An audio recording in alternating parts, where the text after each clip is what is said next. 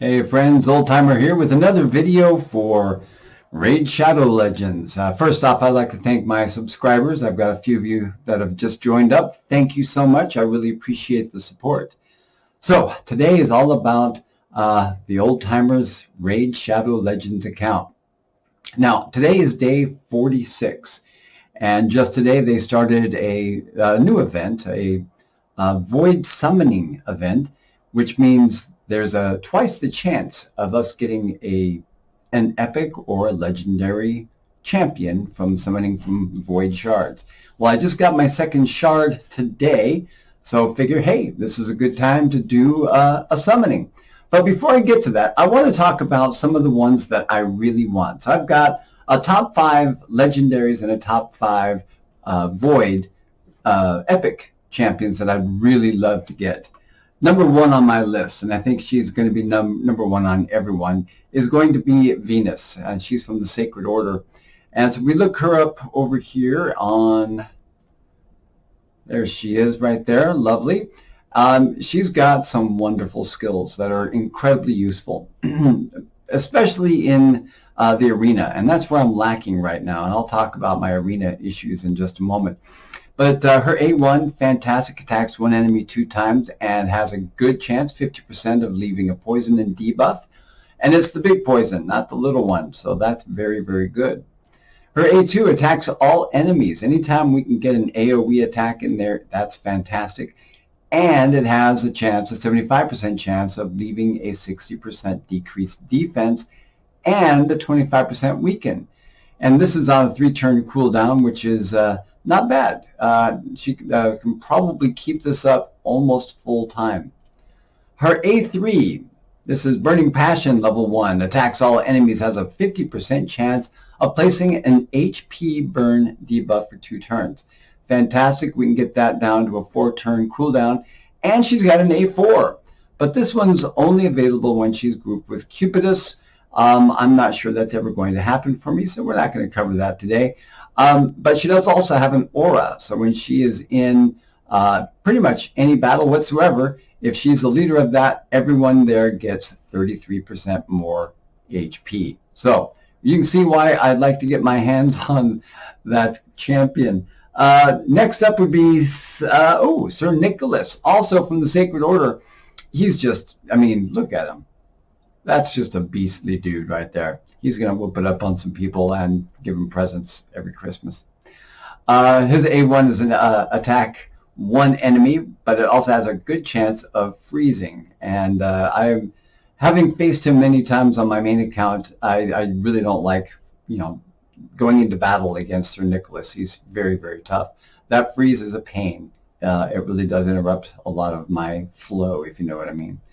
His A2 attacks all enemies. Again, an A2 that attacks all enemies. Get this down to a 3-turn cooldown, which is fantastic. Places a shield on everyone for 2 turns. The value of the shield is equal to 30% of the damage inflicted. So he is an HP-based champion, and his attack is based on HP.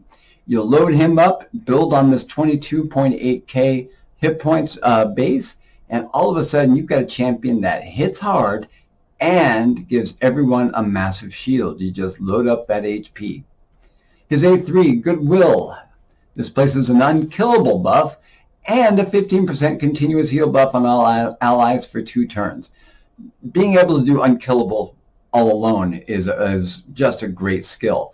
But then to turn around and give everyone a 15% heal, that's fantastic.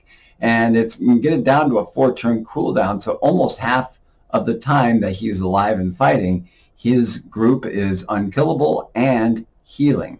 So, yeah, way up there on my list. And he also has an HP bonus to all allies in all battles by 33%. So again, you buff him up with a bunch of hit points, and you make him the leader. Man, he's going to be unstoppable. All right, next up on the list is Sifi the Lost Bride. And she's from the Undead Horde. So we'll cross out of there and pull up Undead Hordes. And there she is. She doesn't look very happy. Attacks one enemy, has an 80% chance of placing a sleep debuff. And these debuffs on the A1 are such a pain. Having us lose a turn, either to a freeze or a sleep, just no good. A2 fills the turn meter of all allies by 15% and places a block debuff and a 60% increased defense buff and a 30% increased speed buff on all allies for 2 turns. You can get that down to a 3-turn cooldown. Way overpowered. That's an incredible skill. A3 revives a single ally with 55% hit points and a full turn meter and places all kinds of buff on them. So you can see she's just amazing. Heals each ally by 15% for their hit points at the start of their turn. Has a 40% chance of removing freeze and fear debuffs from an ally, from each ally at the start of each turn, or start of their turn. I apologize. Removes all debuffs from Rhodos the Lost Groom at the start of their turn if they are on the same team. I absolutely refuse to face anyone in the arena if they've got both Sifi and Rhodos. That's just not going to happen. Way, way overpowered. Now, the thing is, she's due for a debuff, a nerf here coming up in the patch pretty soon. But even then, even if they were to take these down by, say, 25%, still an incredibly powerful legendary champion. Okay, next up is Hegemon, and he's in the Knights Revenant faction. So pull up the Knights Revenant. There they are. And Hegemon. This guy is pretty tough. Attacks 2 times at random. Each hit has a 35% chance of placing a 30% decreased speed. All right, so this one doesn't shut you down, which is okay. I'm okay with that if I have to face him. But a decreased speed is kind of a pain. His A2 attacks all enemies and places a 50% decreased attack debuff for 2 turns and a 50% chance of placing a block cooldown skills for 2 turns. And you get that's at a 4-turn cooldown, so it's a pain. But what really gets me and pretty much anyone who faces Hegemon, he always goes first each round. And in the arena, going first is key. So having that first attack, and he can come in here with his crippling cold right off the bat, really, really is a major pain. So yeah, I'd like to get my hands on him so that I can be a major, major pain. And he has an aura, increases ally crit rate in all battles by 19%. Very, very good. Okay, finally, number 5 comes from the Dwarven faction, and of course I am talking about Tormund the Cold. This guy has hit hard since day one. I know he's another one of those that is due for a nerf when they choose to do that. I believe patch 2.2 is upcoming. We don't have a date on that yet, but hopefully in the next few weeks. But even then, I still want him.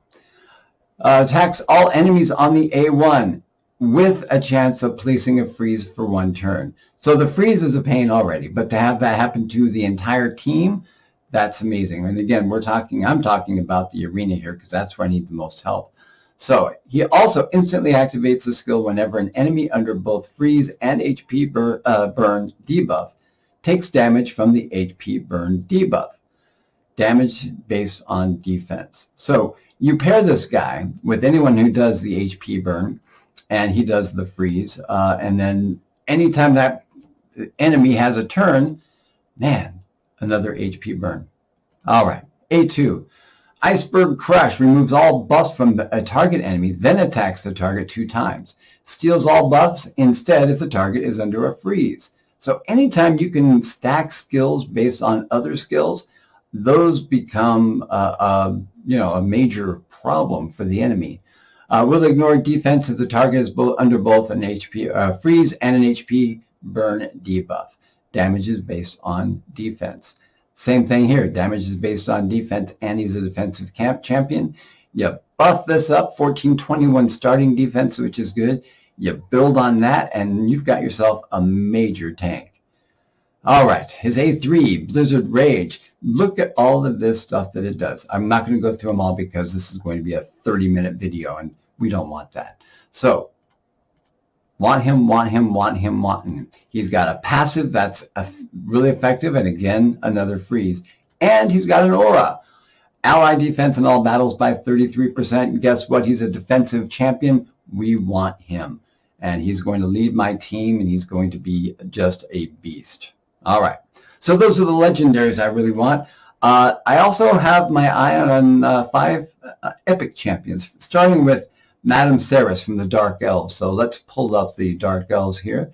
And Madameceres, right over here on the right, she has some amazing skills. Fear is such a pain when you're facing them in the arena. You lose a turn, and it's frustrating, and you lose so many opportunities for great attacks and crowd control. You name it, fear kills it. She also has true fear, which is even better. The chances of them resisting a true fear, I believe, is either 0 or next to it. It's very hard. And gives a block debuffs on all allies for 2 turns if she ends up stealing a buff. She is stacked with great skills. A3 places a 50% chance decrease attack debuff and a 60% decrease defense debuff on all enemies for 3 turns. And we get it down to, what is that, a 3-turn cooldown? No, I'm sorry, 4-turn cooldown. So you're basically shut down for, well, not entirely, but you've lost a lot of your ability for just about the entire fight when you face Madameceres. And that is her A3, and she has a passive. Places a shield buff on this champion equal to 10% of their max HP at the start of each turn. When attacked while under a shield buff, has a 35% chance of placing a fear debuff on the attacker. So when she has a shield on, which is just about all the time, and you attack her, there's a pretty good chance you're going to have fear cast on you. And she's not even attacking you. So yeah, I want her. I want her on my team. Okay, next up is Skullcrown, and she's going to be the Knight's Revenant. And she's just a wonderful champion, top to bottom. I've got her on my main account, and she is my farmer, which means she goes through and just clears all the enemies for while leveling up my younger, lower leveled, either food or lower level champions. She's got an AoE attack on both of her main attacks. Her A1 attacks all enemies, places an extra hit if the target has more than 50% hit points. So when she goes through and attacks these, the enemy when you're doing the, leveling up your food or whatever, they all start with over 50% HP. So she's hitting them twice for tons of damage. And she also has her A2 attacks all enemies, has a 50% chance of placing a 25% weakened debuff for 2 turns. So she's just a wonderfully powerful champion, and I can't wait to finally get her on this account as well. And to top it all off, when she gets down low below 20% hit points, she becomes unkillable for a turn. That gives you plenty of opportunities to maybe have another champion give her a heal, or if she's in maybe some lifesteal gear, she can attack with Wave of Souls or Corrupting Touch and regain a whole bunch of her hit points back, makes her really powerful. Then you pair her with Senecia, and you can get it down to a 6-turn cooldown, but this gives her a free resurrect. She comes right back up if she gets killed while she's grouped with Senecia. So between these 2 skills, if you see the 2 of them on the same team in the arena, look out. That's going to be a tough fight. And she also increases ally speed in the arena battles by 23%. So she can be a very good starter for the head of your arena. Okay, next up, I'm going to go to the Ogryn's Tribe. Let's take a look who we've got over here. There we go. And I want to get Maneater. Now, currently, having him on the team when you're fighting against the clan boss really does increase your, survivability. His abilities give you unkillable, which is wonderful. His A3 here, Ancient Blood. The champion receives damage and places an unkillable buff and a block debuffs buff on all allies for 2 turns. Get that down to a 5-turn cooldown. Damage received is equal to 5% HP for each alive ally. So he takes some damage based on the people he's with, but nobody takes any damage. And you get that down low enough, and you're with the right team around him, you're just doing max damage on the clan boss. There are some wonderful videos on this, and I would recommend you check them out. I'll try to add some details in the description below for him. Next up, we're going to go to the Sacred Order. That's right up here at the top. And we're looking at Lightswarm. Let me see if I believe that's him. Nope, that's Aethar. Sorry. Where is he? There he is. So Lightswarm, he's just an all-around beast. Attacks one enemy 3 times. Very valuable if you're going to go in and attack the Fire Knight. A2, Brutality, attacks 1 enemy. Casts a decreased attack and a decreased speed, which is very, very good. And his A3, get that down to a 4-turn cooldown, places a 60% increased defense and a revive on death buff on all allies for 2 turns. Fantastic. Wonderful skills to have. Okay, finally, Demon Spawn. We're going to go check them out because they've got somebody I really want. There we go. I would be okay getting the Umbral Enchantress. She has, I believe it's her A3. Yeah. Attacks all enemies, has an 80% chance of placing a provoke debuff for 2 turns. Places an unkillable buff on this champion for 2 turns. So get this, everyone has to attack her if she's successful with the provoke, but she's unkillable. Too bad, can't kill me. Places a block cooldown skills debuff on this champion for 5 turns. The block cooldown skills debuff cannot be resisted or blocked and cannot be removed. So that kind of sucks for her, but she's unkillable for 2 turns. And on the 5-turn cooldown, a longer fight, she could get this off 2, maybe even 3 times. It's a major pain. Her other skills are pretty standard. She is a defense-based champion, so her A1 defense, if you book her, you choose to do that. You can't no major increases here in damage, just another 20%. Her A2 attacks all enemies, which is great, and an 80% chance of placing a block bust debuff for 3 turns. And it's on a 3-turn cooldown. She can lock you down for pretty much the whole fight. Okay, so those are the champions I want. I have 2 shards. You've been waiting to see this. So we're going to do a summoning here. You know what? I've got too many champions. I'll be right back after I take care of that.